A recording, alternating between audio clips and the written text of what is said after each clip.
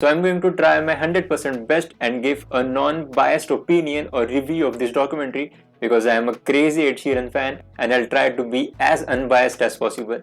Let's start.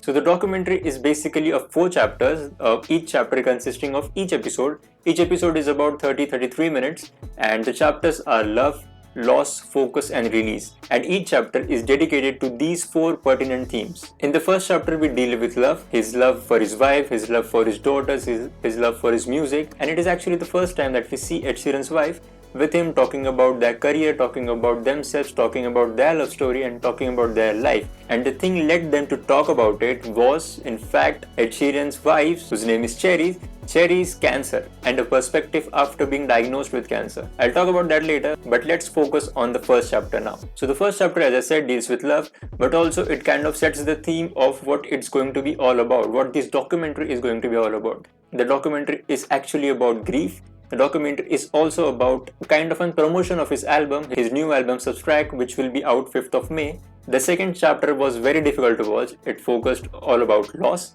the loss of his best friend, and how his life kind of shifted all over the park because of the loss that he incurred. If you don't know, Ed Sheeran's best friend was Jamal Edwards, and he was the person who was highly responsible for Ed Sheeran's success, because at the start Ed Sheeran, anyway, I'm not going to tell you the story, I want you to watch the documentary. So just basically it focused on the loss of his friend and how it has impacted his life throughout after that, and also the fact that his wife Cherry was diagnosed with cancer when she was 6 months pregnant actually, and how that kind of shuffled their life as well, and how it gave them a new perspective on life, on mortality. As we move into the third and fourth chapter, it is mainly about his career success, his musical success, the amount of shows that he has sold and everything related to that. So it's kind of a happy time, but still they have shown some behind the scenes of the real Ed Sheeran that we don't see on screen, because whenever we see him performing on stage, we just feel, man, he's so energetic, he's so confident, but at the same time he was suffering from a huge loss, that was the loss of his best friend.